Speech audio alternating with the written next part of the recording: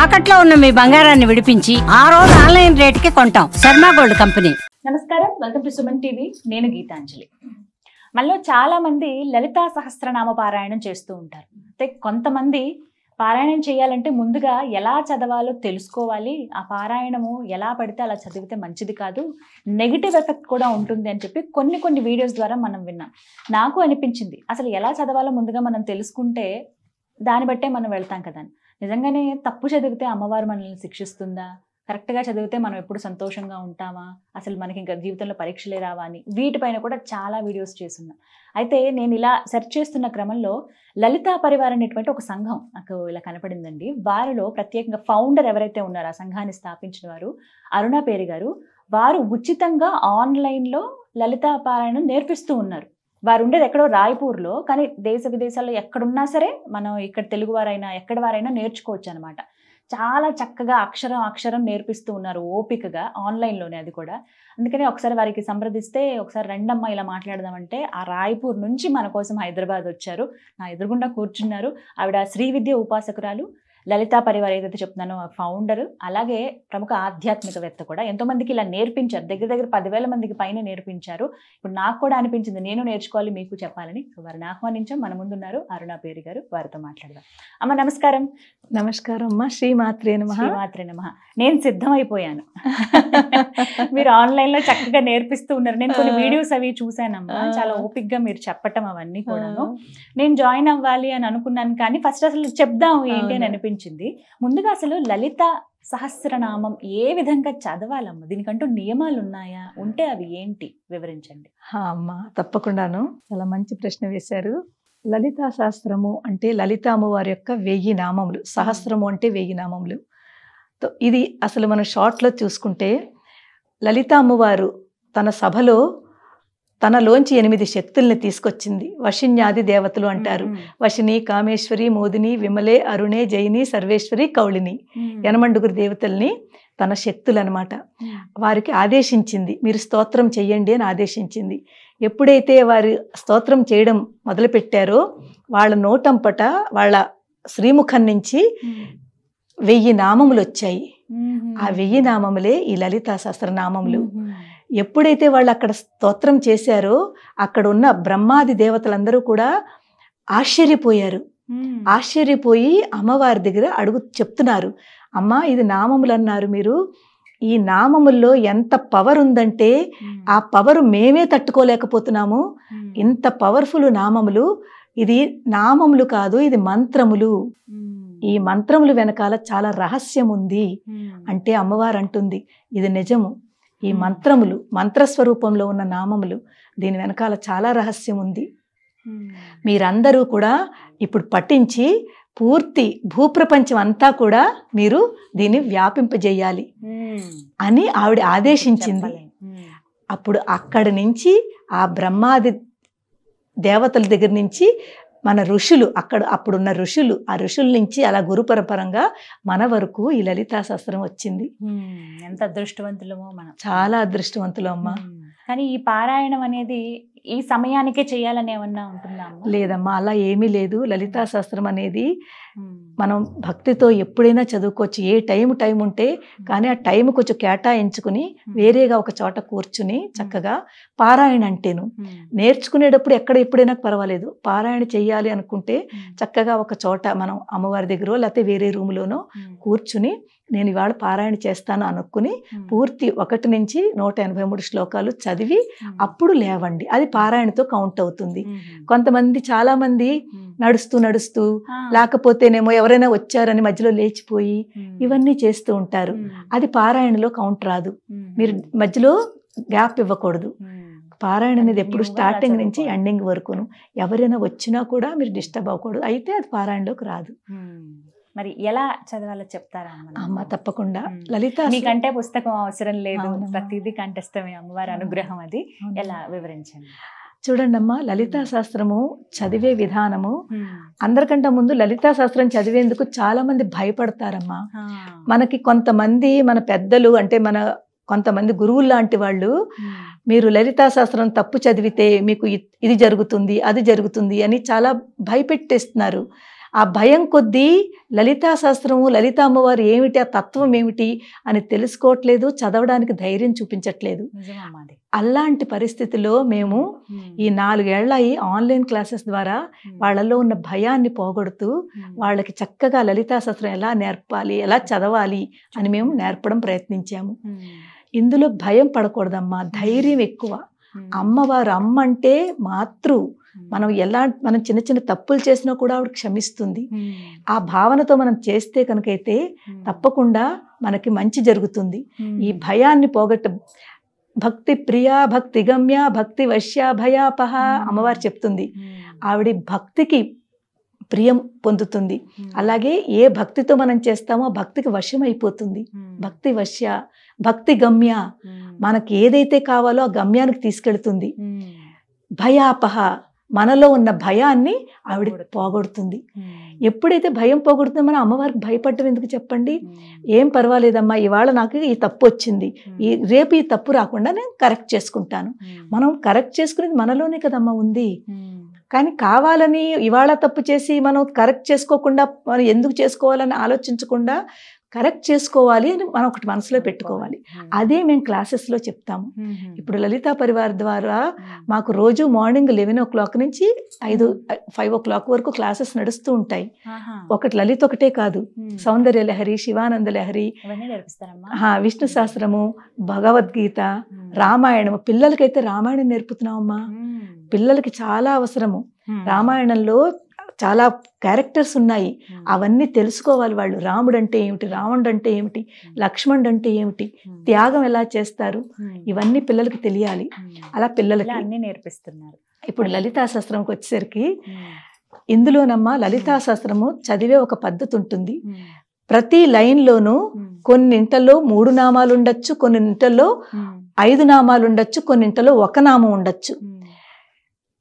ఆ నామములు ఎలాగైతే మనకు అక్కడ ఉందో, ఆ లైన్లో ఉందో దానిని, ఆ నామాన్ని మనం అక్కడ అలాగే చదవాలి. అంటే ఇప్పుడు ఫర్ ఎగ్జాంపుల్ తొలి శ్లోకం చూసుకుంటే శ్రీమాత శ్రీ మహారాజ్ఞి శ్రీమత్ సింహాసనేశ్వరి, అక్కడ 3 నామాలు ఉంది. ఆ 3 నామాలు అనమాట. ఆ 3 నామాలకి కాస్త శ్రీమాత శ్రీ మహారాజ్ఞి శ్రీమత్ సింహాసనేశ్వరి, ఎప్పుడైతే ఇది చదువుతామో మన లోపలికి ఆ భావన వచ్చేయాలి. అమ్మా శ్రీమాత, ఆ భావన రావాలమ్మా. శ్రీ మహారాజ్ఞి, అమ్మ నువ్వు రాణిలా ఉన్నావమ్మా, మమ్మల్ని అందరినీ పాలించడానికి నువ్వు మమ్మల్ని అందరినీ చక్కగా చూసుకుంటున్నావమ్మా, ఒక తల్లిలాగా. శ్రీ మహారాజ్ఞి శ్రీమత్ సింహాసనేశ్వరి, చక్కగా మమ్మల్ని అందరినీ పాలిస్తూ మళ్ళీ లయం కూడా నువ్వే చేసుకుంటున్నావు. ఆ భావన మనలో వచ్చేయాలన్నమాట. అక్కడ బ్రహ్మ విష్ణు మహేశ్వరులు 3 తత్వం మనకు కనిపించిపోవాలి. ఆ భావనతో ఎప్పుడైతే చదువుతామో అది మనకు ఫలిస్తుంది. తర్వాత ఈ లలితా శాస్త్రంలోనమ్మా 1 నామం ఉండే నామాలు ఉన్నాయి. ఎక్కడి నుంచి అంటే మనకి రాగస్వరూప పాషాఢ్య క్రోధాకారాంకుశోజ్వల మనోరూపేక్షు కోదండ పంచతన్మాత్ర సాయక, ఇవన్నీ ఒక సింగల్ నామములు. అక్కడ మధ్యలో బ్రేక్ చేయకూడదు. చాలా మంది ఏం చేస్తారంటే మధ్యలో బ్రేక్ చేసి దీర్ఘాలు తీసేస్తారు. అష్టమి చంద్ర విభ్రాజ దళిక స్థల శోభిత, అమ్మవారి యొక్క నుదురు అష్టమి చంద్రుడిలా ఉన్నాడు అని ఆ నామం తలుచుకుని వెంటనే ఇది గుర్తొచ్చేయాలి. అక్కడ అష్టమి చంద్ర విభ్రాజ అని దీర్ఘం తీస్తారు. దీర్ఘం తీసేసరికి అది మీనింగ్ మారిపోతుంది. ఇలాంటివి చాలా నామాలు ఉన్నాయి. మధ్యలో దీర్ఘాలు తీయడం కానీ బ్రేక్ చేయడం కానీ అవి తెలుసుకోవాలి. అది మేము నేర్పుతాము. అమ్మ ఇక్కడ ఇలా పలకాలి. అలాగే కొన్ని చాలా ఇంపార్టెంట్ నామాలు ఉన్నాయి, తప్పి చదివితే దాని మీనింగ్ మారిపోయి అమ్మవారిని నిందిస్తున్నట్టు అవుతుంది. అమ్మవారి స్తోత్రం చేస్తున్నాం అంటే అమ్మవారిని స్తుతిస్తున్నాము. అదే నామం తప్పు చదివితే అమ్మవారిని నిందిస్తున్నాము. ఫర్ ఎగ్జాంపుల్ మీకు 51వ నామము. 51వ నామం చూడండి. దుష్ట దూర దురాచార శమని దోషవర్జిత, అక్కడ దుష్ట దూర 1 నామము, దురాచార శమని 1 నామము. కానీ చాలా మంది అమ్మ ఇక్కడ దురాచార శమని అలా చదువుతారు. అంటే అక్కడ ఏంటవుతుంది, దురాచార శమని అన్న దానికి అర్థం ఏంటంటే మనలో ఉన్న దురాచారాలని అమ్మవారు తీసేస్తుంది అని మనం స్తుతిస్తున్నాం అమ్మవారు. దురాచార శమని, మనలో ఉన్న దురాచారాలని ఆవిడ తీసేస్తుంది, తీసేయమని ప్రార్థిస్తున్నాము. అదే విడతీస్తే దురాచార అంటే అమ్మవారిని అమ్మ నువ్వు దురాచారురాలు నింద, అక్కడ అమ్మవారి యొక్క నింద జరుగుతోంది. శమని తర్వాత తీసుకొస్తున్నారు, ముందు దురాచార, అది చాలా తప్పు. ఇలాంటివి చాలా ఉన్నాయి, కలిపి చదవాలి. అలా చదివితే మనకి ఆ ఫలితం దక్కుతుంది. మీరు 999 నామాలు చాలా బాగా చదివారు, ఈ ఒక్క నామం తప్పు చదివారు, మీకు అంతా ఆ మిగిలిందంతా కూడా ఫలితం దక్కదు. అమ్మవారు మనని పనిష్మెంట్ ఇవ్వదు, ఏమి చెయ్యదు మనకి. కానీ మనం ఇంత కష్టపడి ఇంత చదివిన తర్వాత అమ్మవారిని మనం ప్రార్థిస్తున్నాము, అమ్మ మాకు చక్కగా ఆరోగ్యంగా ఆనందంగా ఉంచు అని. ఇంత చదివిన తర్వాత ఆ తప్పు చదివితే ఆ ఫలితం దక్కదు, అంతకంటే ఏం కాదు. భయపెడుతున్నారు అందరూ, చాలా మంది శిక్షిస్తుంది, నెగిటివ్ ఎఫెక్ట్ ఉంటుంది ఖచ్చితంగా అనే మాట విన్నాం చాలా చోట్ల. అవునమ్మా, అలా ఉంటుందా? అసలు లేదమ్మా, అస్సలు నెగిటివ్ ఎఫెక్ట్ ఉండదు. కానీ మనం తెలుసుకుని ఈ లలితా శాస్త్రం అనేది గురుముఖంగా నేర్చుకోవాలి.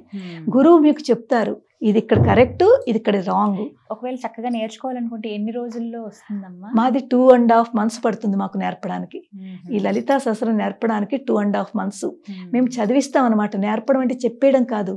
చాలా మంది చూడండి, ఇప్పుడు బోల్డ్ అని ఆన్లైన్ క్లాసెస్ ఉన్నాయి. చాలా మంది మా దాంట్లో జాయిన్ అయిన వాళ్ళు అక్కడ సాటిస్ఫైడ్ లేక ఇక్కడ జాయిన్ అవుతున్నారు. అంటే వాళ్ళు ఏంటంటే చెప్పేస్తారు, చెప్పుకుంటూ వెళ్ళిపోయి మీరు ప్రాక్టీస్ చేసుకోండి అంటారు. మేము అలా కాదు, మేము వాళ్ళందరి చేత క్లాసులోనే చదివిస్తాము.